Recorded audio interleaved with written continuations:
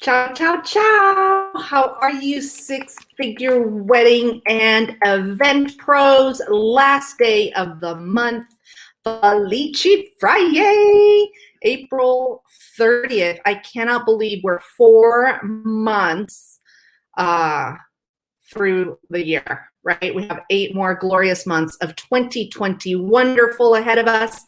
And things are happening. They are moving. They are shaking. And people are just this frenzy, not just in the wedding and event world, but, everyone's just eager to get out. We've been cooped up. We're tired of being cooped up. We feel like we've been missing out on so much. And we see this in so many industries, right? So like movie theaters opening up or gyms opening up. Obviously, the event world, people want to gather. They want to see each other. I know here in California, when restaurants were able to open, I just feel like our town, they created like mostly outdoor seating for a lot of the restaurants. Thankfully, we have the weather to do that year round for the most part. And, they're busier than ever before. And this was months ago. So this is just an insight into how the future looks for our wedding and event world, because people are ready to get together, whether it's a corporation that wants to reward their employees, or they're tired of Zooming. They want to do in-person trainings, in-person events. And then even with the nonprofit world, doing special things and events and gathering their top donors, fundraisers, and obviously the weddings and the social aspect of the event world, gatherings, people wanting to get together. I know on my end, I've had clients who are just, without any reason other than family reunions, because they miss seeing each other. It's happening. It's here. The wedding and event boom is here. We've been undercover for a good 12, 14 months. And as we're opening up and things are opening up, this is our opportunity to really build and scale our business to what exactly we want it to be, because there is growth ahead of us. There is nothing but growth. And it's about doing it right. And it's really about building a business that you love and really having a clear goal and having clear outcomes that you provide your clients, and a clear goal of how you want your business to look, and trucking ahead, like doing something every single day to make sure that you achieve that goal and that it gets closer and closer and closer. And this is the time to do it. It's such a promising time, you guys. And it's just such an exciting time as an entrepreneur, as someone who, has been in the wedding and event world for over 20 years. I joke around that it started in the womb, because I'm 100% Italian and I started planning events since birth. Which is partially true, and because my birth was a huge event, right?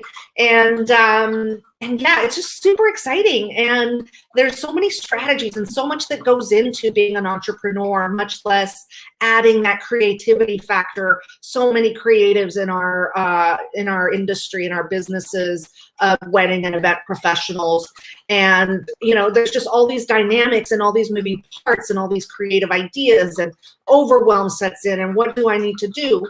And really, number one, the goal should always be to scale your business, to make the money. The reason most people became entrepreneurs is because we want freedom, right? We want more time, we want more money, we want to be able to make our own schedule. And once you dive into entrepreneurship, those things kind of start falling to the wayside, because we're constantly having to do something, and constantly, it takes a certain type of personality to be an entrepreneur. So constantly looking for the next best thing, doing the next thing. But I want to talk to you guys today because one of my, something that I've applied to my businesses. I own 3 businesses, if you don't know. Obviously here, I'm a coach for wedding and event professionals. And then I have an event planning company that I do events worldwide. And then I also own a blog, which is here local to the Southern California area that I'm at, where I promote wedding professionals to couples who are engaged. And I promote our area to couples who have never heard of us, or want to do an elopement or want to do a destination wedding and didn't know that Santa Barbara existed, and bringing those couples to us and showing off just what an amazing place the American Riviera is. So I'm so fortunate because I get to do a lot of what I love, which is the logistics and the event planning and building something from nothing. That's what I love about events. It's like each event is its own little business. I love helping business owners market their business. I love running the blog, SantaBarbaraWedding.com, and really showcasing the amazingness that the American Riviera offers. And then, of course, coaching. I'm really here of service and advocating for creative wedding and event professionals. I think we just have such an amazing business, such talented people, such creatives. It's just a wonderful, wonderful opportunity for me to help people gain more visibility. And one of the things that I'm very fortunate of is that early in my career, I got into luxury resorts and I worked for Four Seasons hotels. I talk about this all the time, but it really helped me to build businesses based on so many principles that they provide in their company, and why they are such a successful company is because of these principles. And I've adopted them into my business because they became who I am. They are part of who I am. And I actually speak across the country about 5-star service, not just to creative wedding and event professionals, but also to professional businesses like attorneys' offices and dental offices. And, because 5-star service isn't just a hospitality thing. It isn't just going to a restaurant, 5-star service. And it isn't just having a 5-star event. It really goes into every single thing that a consumer has, right? A 5-star experience can be an online experience, and I'll talk a little bit about that today. It can just be digital, it can be product driven, it can be service driven. There's so many avenues. And the beauty of it is that 5-star service is really so easily achievable. It's not that hard. But what I found to be true is that the people that have understood the foundation of what it takes to do that are the ones who are successfully adapting 5 stars into their business plan, into what they do every day. And it's so much easier to scale your business when you adopt this principle. So that's why I wanted to talk to you guys about this today. So let's get right to it. 5-star experiences to generate 5-figure months. And this is something you can be doing right now. And really, the reason being is that the more value that you provide, the more people will hire you or understand what it is that you have to offer them. Okay, so we're talking about value. When I'm providing 5-star experiences, it's the value that I offer my clients. Some are tangible, some are non-tangible, right? And it's really finding what sets you apart and how to move forward with these 5-star experiences within your business. It really starts from your business plan, you guys, to the very last event. Once you're maintaining that relationship with those potential clients, or with those clients, once you've done their event, or whether it's the vendors or things like that. So let's get right to it. 5-star experiences to generate 5-figure months. So yeah, how to generate 5-figure months. There's really 2 ways to do it, right? There's the hustle way, which a lot of us are in this event world. We love the hustle, where we thrive on the blood pumping, blood pressure driving timeline of it all, of like, oh my God, I love being on site. I love seeing things go down. I love logistics. I love problem solving.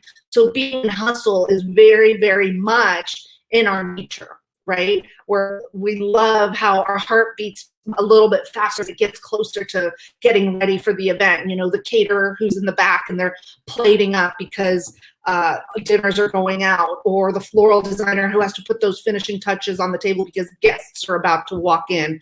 The lighting company or the audiovisual company that, is like putting up those making sure that every light bulb is on the lights, and that we pin spot and we focus everything, like all those things. It's all about hustle, right? Because we're working towards a deadline, and the deadline gets shorter and shorter and shorter as it goes. So hustle is very, very natural for us, especially within the events, but it also becomes something that, again, entrepreneurs have.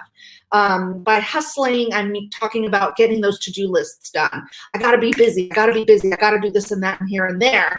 But it doesn't necessarily mean that you're productive. It doesn't necessarily mean that you're hustling towards your goal.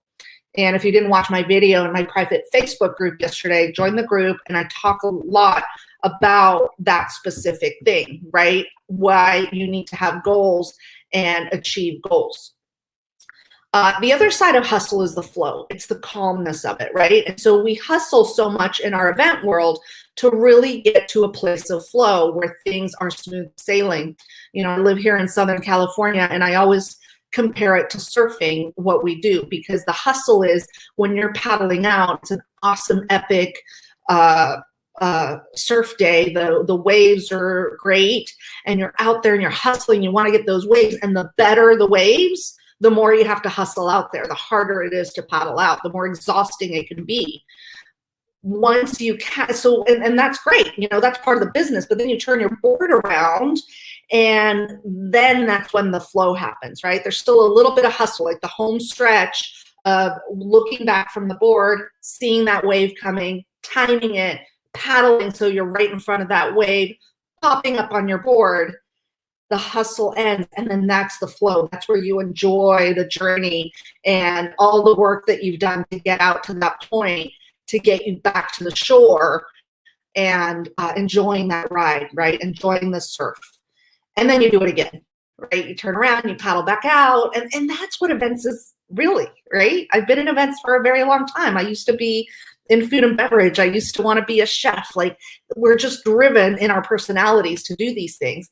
But how can you scale your business without having to have so much hustle, and you can get more flow? How can you, because there's two ways to do it. You can uncover 5-figure months hustling more, or you can uncover 5-figure months with more flow. Which one sounds more fun to you? Constantly paddling out, hoping that you get on that other side of that wave, or popping up on your board and being moved, pushed, the journey of riding the surf, of riding that wave, right? So 5-star service is more flow, less hustle, right? And that's what gives a premium experience for your clients, because you have two choices. You can either be a target, you can just increase your the amount of work that you do, have more events, keep your pricing the same, keep your value the same, be super basic, which is fine. It really works for some people. So you can be a target, and there's businesses that are super great at being a target, and they love to be a target. This is specific for people who want to be that Nordstrom's, right? Who want to increase that customer experience, want to increase and have a high ticket package, want to attract those luxury clients, and you don't have to take as many events, right? So you can be a Target, that's totally great, or you can be a Nordstrom's. But I want to give you guys an example, and I'll share with you a couple more too. But for instance, and I've talked about this before if you've been following me for a while, is I'm not necessarily a car person. But I love the analogies of cars, and I always use this for my clients as well, because clients have this mindset of, oh, I want this, and it's like, okay, are you a Ferrari or are you a Mazda? And even in our business, we can be that way. Do we provide the Mazda type service, the Mazda type car to our clients, or the Ferrari type client? Because again, with hustle and flow, when I was buying a car, this was years ago because I haven't owned one in about 6 years. I drive a Vespa now. But when I was buying a car, I was looking at leasing a car. It's actually been longer than that. It didn't matter to me. Cars aren't necessarily a hot commodity. I mean, yeah, I want the Ferrari, absolutely. I can't wait when I'm at the point where I buy mine.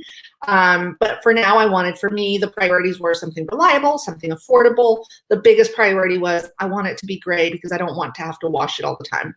I don't drive a lot here in town. where I live, my lifestyle. I was having to move it across the street more than I was having to drive it to go places because I work from home, all those things. So that was my priority. So for me, it didn't matter if it was a Mazda, it didn't matter if it was a Ford, it didn't matter if it was a Toyota, Volkswagen. Like there's just a lot more available in that market, right? In the priorities that I was looking for versus when I go to buy my Ferrari, I know where I need to go to buy my Ferrari, right? So that's me as a consumer. And the chances of me going to buy a car when I'm Mazda, Ford, all of those, Volkswagen, I can jump around from one to the other. It's a lot more work for the salesperson to either convince me or there's just more options available, right? There's more competition. They need to sell more cars to make the same commission that the Ferrari dealership will have to do. And the Ferrari dealership is an easier sell. It's not really even a sale. It's more of a formality of which one do you want, right? Do you want this one or that one? Do you want this color or that color? Because people who go and walk into a Ferrari dealership know they're going to walk out with a Ferrari. They're not going to be, there's nothing like it. So think about that in your business. There's just a lot more hustle with the Mazda, the Targets, and there's a lot more flow with the Nordstroms, the Ferraris, right? I worked for Four Seasons. I come from a very Nordstrom aspect of it.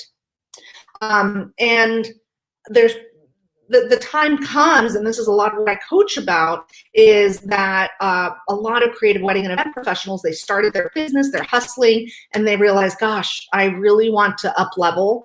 I want to not work as hard. I want more personal life back. I want to increase my value. I want to attract a different type of clientele. I want to be more in flow, not as much in hustle. And the problem is that there's uncertainty on how to make that shift. How do I shift from a Mazda dealership to a Ferrari dealership? How do I shift my business from a Target to a Nordstrom, right? So let's talk about what it takes and how to create these 5-star experiences. And I'll give you a couple examples of just, for me, what I have done, what I know, and what I look for. So to create 5-star services, so, one of the things I told you guys is I speak around the country to professional businesses, professional businesses, so like attorneys and dentistries and stuff like that. Because gaining a client for them, retaining that client is a lot less expensive. It's a lot less work, and it's easier, right? So how do you create this experience? And it's so similar to what we do in the wedding and event world, because the consumers, especially when I speak to attorneys' offices, the consumer, the potential client or the client, comes from fear. They're like, oh my gosh, I have to go see an attorney. When I think attorney, dollar signs, I'm going to be in trouble if I don't get the right one. Like, all these thoughts go through their heads, just like the consumer who's about to get married or have an event.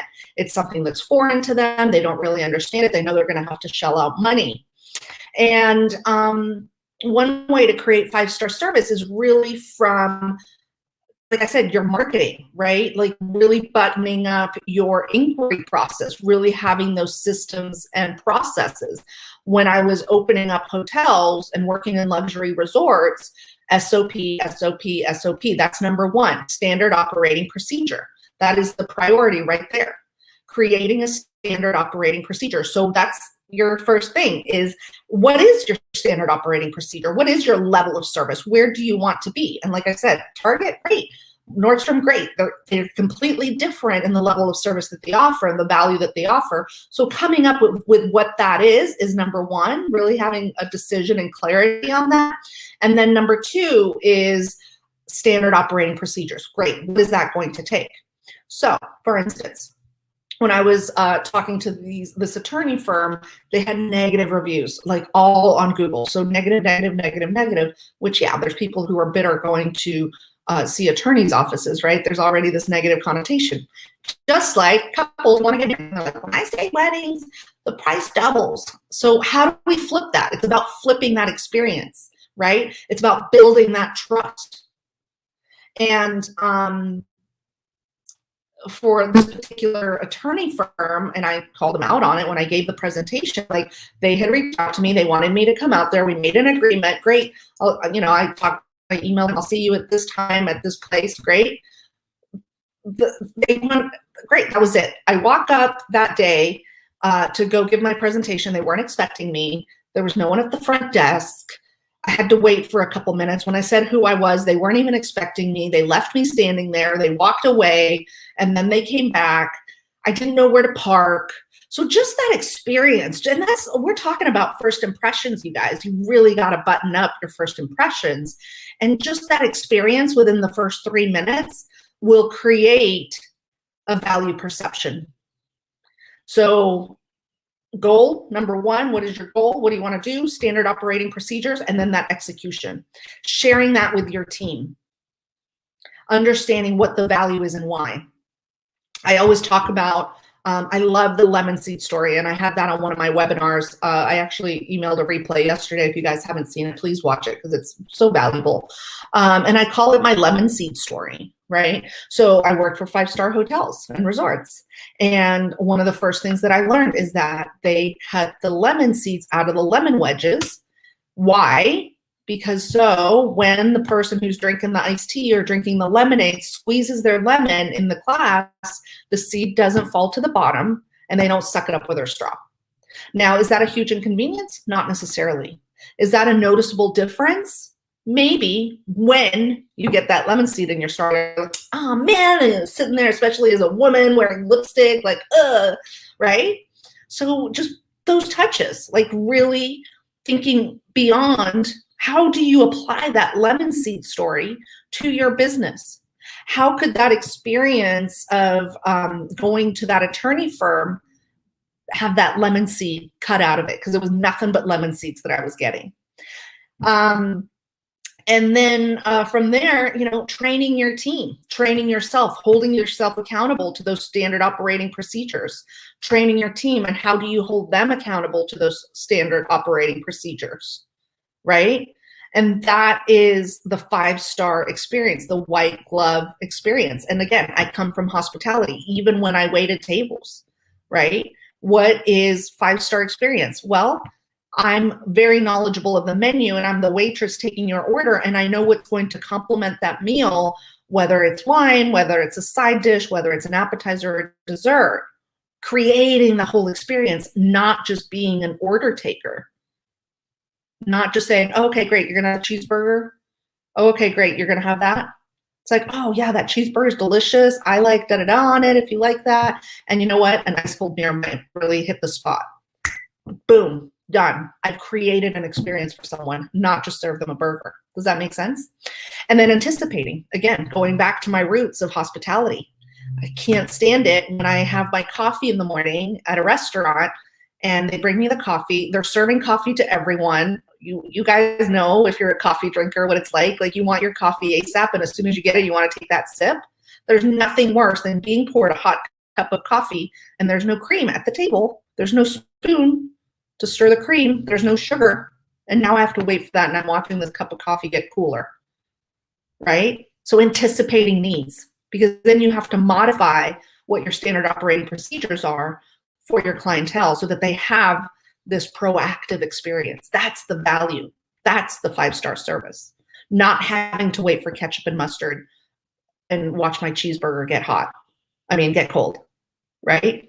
Asking the right questions. Oh, you'd like the cheeseburger? Great. I worked breakfast for a long time at these high-end resorts. I managed, room service, and I managed restaurants. And breakfast is like one of the hardest meal periods to manage because there's so many plates, there's so many questions, there's so many things to do. But can you imagine if you're an order taker and that's all you do, and I order the American breakfast, there's like 6 questions to ask to that. And I can either be the waitress and be like, oh, great, you want the American breakfast? Great, walk away, come back. Oh, sure, yeah, you know what? It comes with 2 eggs. How do you want those eggs? Oh, scrambled? Okay. Walk away, come back. Oh, yeah, it comes with toast. What kind of toast would you like? Oh, a bagel? Let me find out. Walk away, come back. Okay, yeah, we can do bagel. Great. Come back. Oh, by the way, did you want hash browns, fruit, or potatoes? Got it, potatoes. Walk away. come back. And then the 2-egg breakfast, bacon. Did you want bacon, ham, or sausage? Like, can you imagine if you ran your business that way without anticipating those questions? How do you want your eggs prepared? Would you like sausage, bacon, or ham? What kind of toast would you like? Would you like that butter? Da, da, da, da, da, da. You know what I mean? So really thinking like a breakfast diner server is the way to run your business, not run your business, to have it run automatically, but setting those standards, setting those sequence of service, setting up those workflows, and really understanding what 5-star is, staying ahead of the game. Because what happens when you provide this 5-star service is the value goes up. I was talking about the IT and the lemonade seed story. There's a reason why Four Seasons charges probably $6, $5-6 at this point for a glass of iced tea, versus if you go to Denny's and it's $2, right? That server who serves the tea, there's even an upgrade there, right? You serve the iced tea not just with sugar, because the sugar doesn't melt in an iced tea, but they've even taken it a step further and provide you with simple syrup so that you can sweeten the tea in its entirety. You know what I mean? So really digging into your business, because then the outcome is the value is there. You're attracting a completely different type of clientele. Sure, it's the client that's going to expect that there's no lemon seeds in their iced tea. They're going to expect that they get the ketchup and the mustard placed on the table before or at the time that their burger shows up. They expect that hot cup of coffee to have cream and sugar on the side, or whatever they need. Their expectations go up as well. So you have to be a step ahead of that. And that is what our service is. So if you're not sure within your business how you can provide these 5-star services, because then it becomes so much easier. You need less clients, your value goes up, your pricing of your packages go up, you can focus more, you don't have to take as many clients, and you can focus more on each client. You have to focus more on each client because you can't turn and burn. You can't be in that hustle mode. You have to be more in that flow mode, so that you have the mindset, the space, the ability to train and take care of those clients with white gloves and provide that 5-star service. So if you're not sure how to apply it to your business, and it's something that you're looking for to really uncover 5-figure months, increase the value that you provide your client, increase the type of client that you're attracting, and making it perfect clients, provide that premium 5-star service to perfect clients, and uncover these 5-figure months right now, let's set up a call. If you want clarity on this, we can get on a phone call. It's a complimentary 45-minute breakthrough call. Go to zoefelici.biz/apply. zoefelici.biz/apply. It's right here, and it'll take you right to my calendar. I just have a few spots left. They fill up quickly, you guys, and pick a time that works for you. A complimentary 45-minute, allow up to an hour, so we can really take a deep dive into your business. It's free for you. It's the best time you will ever have spent and invested on your business to get some clarity, find out what's working, what's not working, if I can even help you get there. If not, I'll tell you the next steps and show you how. And I would love to chat with you. So go to zoefelici.biz/apply, find a time that works for you. If nothing in my calendar works for you, shoot me a quick message. Happy to set up an appointment that might not be on my calendar. And let's get to it, you guys. This is 2020 wonderful, the best year to be in our industry. And we've waited so long for it. Let's kill it. We're going to get it and move forward and really have fun while we're doing it. That's the most exciting part. Really enjoying that ride, that wave, having fun, and making it worth our while. Okay? I look forward to chatting with you guys soon. I will see you in my private Facebook group tomorrow on Saturday. I'm still in the midst of 111 lives. Consecutive 111 days. That's in my private Facebook group. And I look forward to chatting with you guys tomorrow. Talk to you soon. If not, next Friday for Felici Friday, I have something lined up for you. All right. Ciao, ciao for now.